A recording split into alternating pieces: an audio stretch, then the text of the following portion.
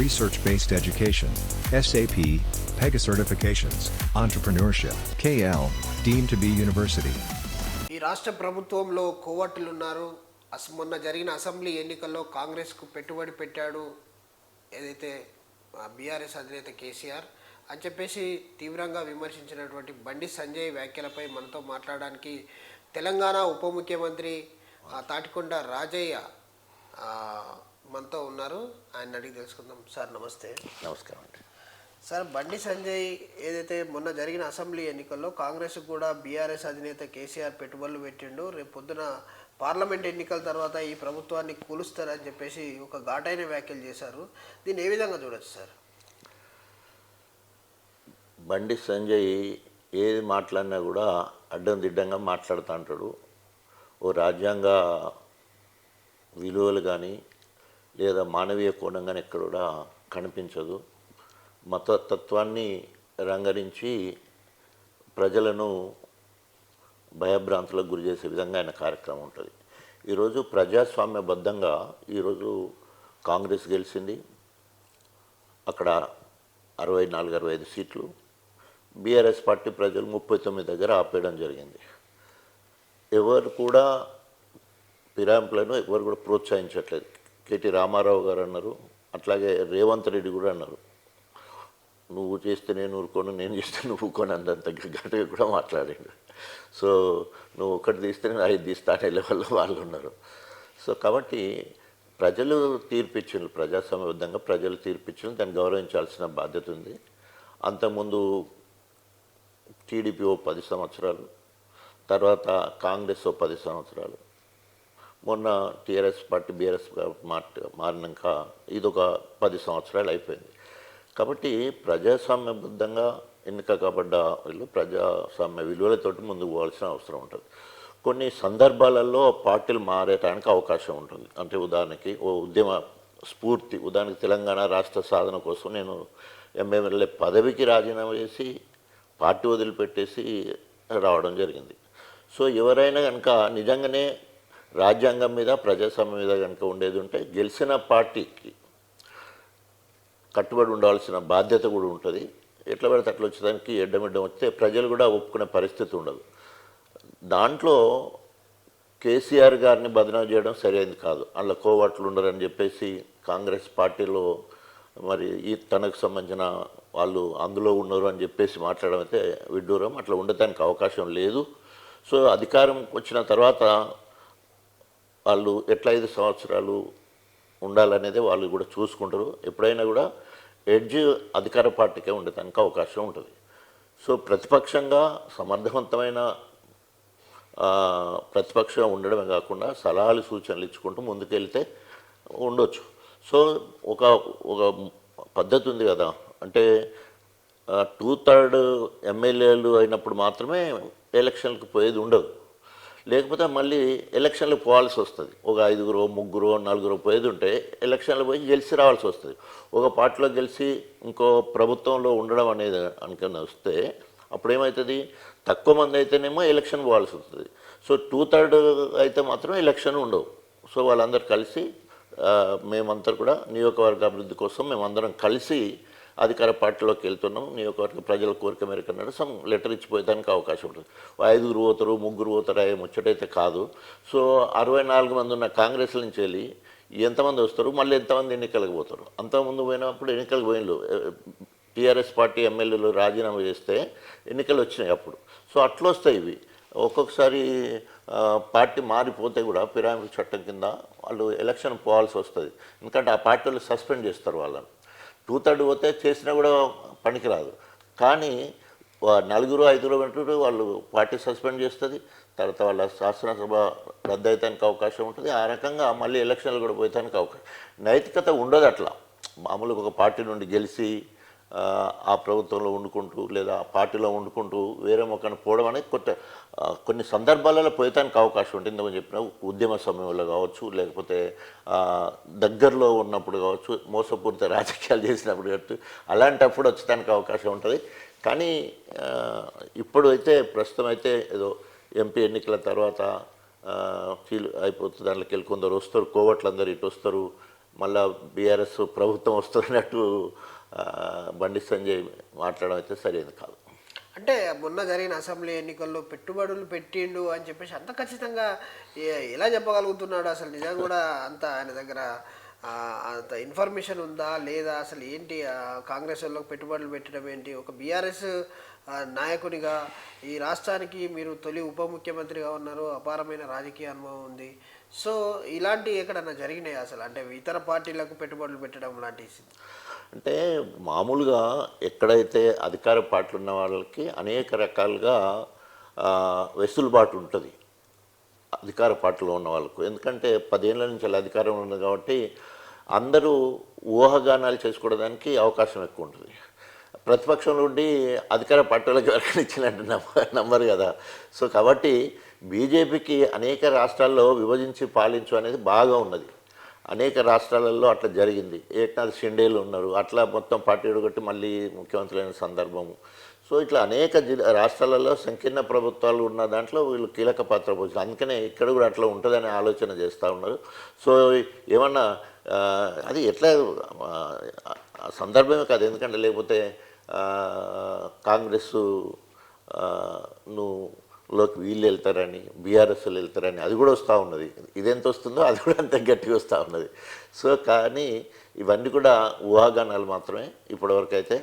So మన కేసీఆర్ గారు ఒక 6 నెలలు వారికి అంటే వెంటనే విమర్శించడం అధికార పార్టీని చేయడం సరైనది కాదు. ఎందుకంటే వాళ్ళకి కొంత సమయం ఇవ్వాల్సిన అవసరం ఉంటుంది.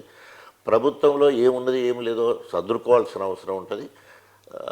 సమర్థవంతమైన ప్రతిపక్షంగా మనము అడగాలన్నా నిలదీయాలన్నా ప్రజల పక్షాన్ని ఉండాలంటే అధికార పార్టీ కొంత సమయం ఇవ్వాలన్న మాట వాస్తవం. దానికి 6 నెలలు గడువు పెట్టడం జరిగింది. 6 నెలల తర్వాత ఆరోగ్యం సార్కి ఆపరేషన్ అయింది, దాని నుండి కూడా బయటకు వస్తారు. ఇంత పార్లమెంట్ ఎన్నికలు అయిపోతాయి. సో అప్పుడు గొప్పగా అసెంబ్లీ జరగడానికి అవకాశం ఉంటుంది. ప్రధాన ప్రతిపక్షంగా మంచి పాత్ర పోషిస్తారని అనుకుంటున్నాను. ఎట్లా సార్? అంటే బీజేపీ బీఆర్ఎస్ పార్లమెంట్ ఎన్నికల్లో పొత్తుతో పోతుంది అని చెప్పేసి ఒక కాంగ్రెస్ పార్టీ వాళ్ళు అంటున్నారు. ఏ విధంగా చూడొచ్చు? అది నిజంగా పొత్తులు ఉంటాయా అసలు? కాంగ్రెస్ బీఆర్ఎస్ బీజేపీ ఇది రాహుల్ గాంధీ గారే మొదలుపెట్టిండ్రు. ఎంఐఎం బీజేపీ కాంగ్రెస్ ఈ మూడు ఒకటైతే అని కాంగ్రెస్ వాళ్ళు మొదలుపెట్టిండ్రు. సో ఈ పార్టీలు ఆ పార్టీలు కూడా ఈ మూడిని కలిపి కూడా మాట్లాడింది. ఏ రకంగానంటే ఒకవేళ కనుక హంగ్ అయితే ఏర్పడేది ఉంటే సో ఎట్టి పరిస్థితుల్లో కాంగ్రెస్ బీజేపీ కలవరు. సో బీజేపీ బయట నుండి అయినా కూడా బీఆర్ఎస్కి సపోర్ట్ చేస్తారేమో. రేపు ప్రభుత్వం ఏర్పడాలంటే 50 దగ్గర వచ్చి ఆగింది, వాళ్ళు కలిస్తేనే ప్రభుత్వం ఏర్పడుతుంది. అట్లా వాళ్ళు ప్రభుత్వంలో జాయిన్ కాకపోవచ్చు, వాళ్ళ ఉన్న 8 మంది పార్టీలో జాయిన్ కాకపోవచ్చు, కానీ వాళ్ళు బయట నుండి సపోర్ట్ చేస్తే కూడా అధికారంలోకి వచ్చేదానికి అవకాశం. ఇక హంగే రాలేదే, పూర్తిగా వాళ్ళకు పూర్తి మెజార్టీ వచ్చి 64 వచ్చాయి. సిపిఎంచెల్లి ఒకరు గెలిచి సాంబశివరావు గారు. నేను పార్లమెంట్ విషయం మాట్లాడుతాను సార్. పార్లమెంట్ ఎన్నికలకు వచ్చేవారికి బీఆర్ఎస్ బీజేపీ పొత్తు ఏమైనా ఉంటుందా? అది కూడా ఎందుకంటే ఎన్డీఏ ప్రభుత్వంలో ఎప్పుడు బీఆర్ఎస్ పార్టీ జాయిన్ కాలేదు, ఇండియా పార్టీలో కూడా జాయిన్ కాలేదు. సో బీఆర్ఎస్ పార్టీ ఏర్పాటు చేసి జాతీయ పార్టీగా గుర్తింపు పొందాలనే ఆలోచనలో భాగం కడుగయ్యడం జరిగింది. ఇతర రాష్ట్రాలలో పోయి కూడా మీటింగ్లో పెట్టడం జరిగింది, మనకు తెలుసు. సో అధిష్టానం ముఖ్యంగా కేసీఆర్ గారు ఏ ఆలోచనలు ఉన్నారో తప్పకుండా చాలాసార్లు కూడా తెలంగాణ భవన్లో అందరి అభిప్రాయం తీసుకున్నాకనే ముందుకు వెళ్ళే అవకాశం ఉంటుంది. కేసీఆర్ గారి నిర్ణయం తీసుకుంటే శ్రేణులు అప్పుడు వారికి అనుగుణంగా పనిచేయడానికి అవకాశం ఉంటుంది. అంటే మొన్న మీకు ఇది వరంగల్ పార్లమెంట్కు సంబంధించి సన్నాహక సమావేశం జరిగింది ప్రగతి భవన్లో. సో అక్కడ మీరు ఒక కడియం శ్రీ గారు ఒక అనౌన్స్ చేశాడు, మేము బీఆర్ఎస్ కాదు టీఆర్ఎస్ అని. రేపు జరగబోయే పార్లమెంట్ ఎన్నికలలో మీ బీఆర్ఎస్ అభ్యర్థులుగా ముందుకు పోతారా లేదా టీఆర్ఎస్ అభ్యర్థులను బరిలో దించబోతున్నారా? అట్లా కొంత కన్ఫ్యూజన్. అది కొడుకు అన్న కుమారుడు అన్న ఒకటే. సో కాబట్టి ఒక సెంటిమెంట్గా మాట్లాడే మాట వస్తాం. అంటే తెలంగాణ రాష్ట్ర సమితి అన్నప్పుడు Telangana it self A sentiment.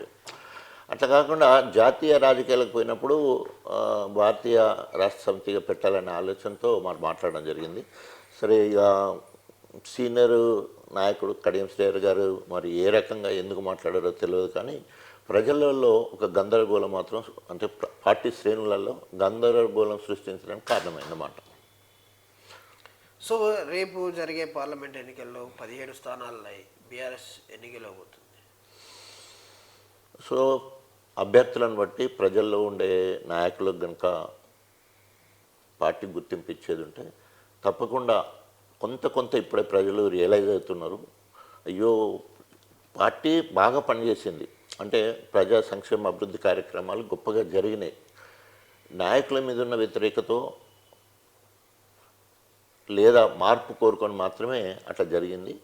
ఇది జాతీయ స్థాయిలో జరిగే ఎన్నిక కాబట్టి బీఆర్ఎస్ పార్టీకి మంచి ఫలితాలే వస్తాయి అనుకుంటున్నాను. సార్ 420కి సంబంధించి 5 పథకాలు 420 పథకాలకు సంబంధించి అవి అమలు కాని పథకాలు అని చెప్పేసి మాట్లాడడం జరిగింది. సో 6 గ్యారెంటీలకు సంబంధించి 100 రోజుల్లో పూర్తి చేస్తాము ఈ 6 గ్యారెంటీలు అంటున్నారు. సో 6 గ్యారెంటీలు అనేటి ఒకవేళ 100 రోజుల్లో ఇది సమస్య పరిష్కారం కాకపోతే బీఆర్ఎస్ స్టాండ్ ఏ విధంగా ఉండబోతుంది? తప్పకుండా ప్రతిపక్షంగా, బాధ్యత గల ప్రతిపక్షంగా ప్రభుత్వం ఇచ్చిన హామీలే అనుకోండి, మేనిఫెస్టోని కానీ అమలు పరచాలని ప్రాథమిక డిమాండ్ తోటి ముందుకు పోయేదే ప్రతిపక్షం. సో తప్పకుండా ఎప్పటికప్పుడు ప్రతిపక్షం అంటేనే ముళ్ళుగారెళ్ళకి అధికార పార్టీని పొడుస్తూ ఉంటుంది. ఆ పాత్ర పోషిస్తున్నారు, ఇప్పటికే స్టార్ట్ చేయడం జరిగింది. తప్పకుండా అంటే ఎడ్లు కూడా నడిచేందుకే పోతున్నట్టు వాళ్ళు చేయాలనే ప్రయత్నంలో వాళ్ళు ఉంటారు, చేయించే ప్రయత్నం ఏం చేస్తాం. ఒకవేళ చేస్తే తప్పకుండా ప్రజలు ఆదరిస్తారు, చేయకపోతే ఆటోమేటిక్గా బీఆర్ఎస్ని ఆదరించే అవకాశం ఉంటుంది. మీరు వరంగల్ పార్లమెంట్ బరిలో ఉండబోతున్నారా? 100% ఉంటున్నాం, 100% ఉంటుంది. ఎందుకంటే సో పార్టీలో పూర్తి స్థాయిలో నాకు హామీ ఇవ్వడం జరిగింది పెద్దలు కేసీఆర్ గారు, మళ్ళీ చెప్తున్నాను కేసీఆర్ గారితో పాటు హరీష్ రావు గారు, కేటీ రామారావు గారు. ఆ సందర్భంలో ఎమ్మెల్యే టికెట్ ఇవ్వనప్పుడు బుజ్జగించే ప్రయత్నంలో మరి ఎంపీ తప్పకుండా అని చెప్పడం జరిగింది. మిగతా వాళ్ళకు నాకేంటంటే నాకు మొన్న ఎమ్మెల్యే టికెట్ రానందుకు కొంత సానుభూతి ఉండటానికి అవకాశం ఉంటుంది. తర్వాత మళ్ళీ అందులో ఇప్పుడు ఉన్న పసునూరి దయాకర్ గారు 2 సార్లు అయిపోయింది. ఒకవేళ కనుక మార్చేది ఉంటే సో పార్టీ నిర్ణయం అది, ఆయన ఉండగానే నాకు కావాలని కాదు, కానీ పార్టీ కనుక అభ్యర్థిని మార్చాలనుకున్నప్పుడు తప్పకుండా నేను బరిలో ఉండటానికి అవకాశం ఎక్కువ ఉంది. తప్పకుండా ప్రజలు కూడా ఆదరిస్తారని నేను ఆలోచిస్తాను.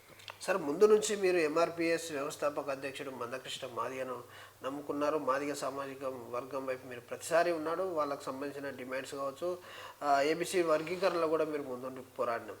సో ఇప్పుడు మీకు ప్రధానంగా మీరు వరంగల్ పార్లమెంట్ అభ్యర్థి బీఆర్ఎస్ అభ్యర్థిగా ఉంటే మందకృష్ణ మాదిగ బీజేపీ నుంచి వరంగల్ పార్లమెంటు అభ్యర్థిగా బరిలో ఉండబోతున్నాడు.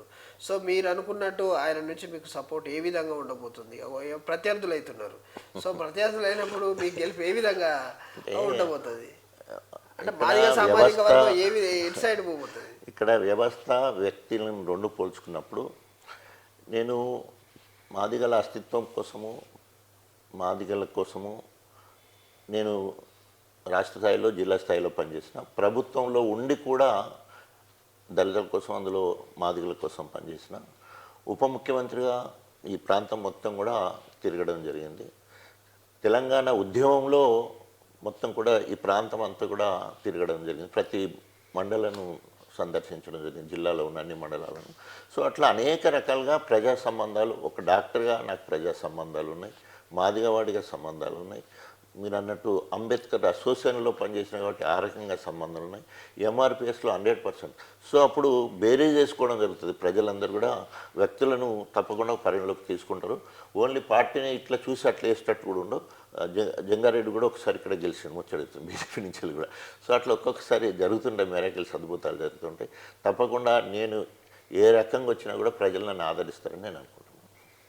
ఎస్, చూడవచ్చు ఏదైతే కాంగ్రెస్ ప్రభుత్వానికి ఒక స్పష్టమైన ప్రజలు తీర్పిచ్చారు, ఒక స్పష్టమైన ప్రభుత్వాన్ని నడుపుమని అయితే ప్రజలు తీర్పిచ్చారు. ఆ తీర్పును మేము గౌరవిస్తున్నాం. బీఆర్ఎస్ పార్టీగా మేము ప్రతిపక్ష హోదాలో కూర్చుంటాం, ప్రజా సమస్యల మీద పోరాటం చేయడానికి మేము సిద్ధంగా ఉన్నాము. కానీ ఇలా ప్రభుత్వాలను పడగొట్టే ఉద్దేశం మాకు లేదు. అది ప్రభుత్వాలను పడగొట్టే ఉద్దేశం అది బీజేపీకి మాత్రమే సాధ్యమవుతుంది. ఎందుకంటే మనం కొన్ని రాష్ట్రాలలో స్పష్టంగా చూసాము, వాళ్ళు సంకీర్ణ ప్రభుత్వాలను కూల్చడంలో కీలకంగా వ్యవహరించారు. బీజేపీకి ఆ అలవాటు ఉంది, కానీ ఇలా బీఆర్ఎస్కి మాత్రం అలాంటిది లేదు. మేము ప్రతిపక్ష హోదాలో ఉండి ప్రజల పక్షాన పోరాటం చేస్తాను. మరో విధంగా చూసుకున్నట్టయితే వచ్చే పార్లమెంట్ ఎన్నికల్లో వరంగల్ పార్లమెంట్ అభ్యర్థిగా నేను బరిలో ఉండబోతున్నానని చెప్పేసి అయితే తాటికొండ రాజయ్య చెప్తా ఉన్నారు.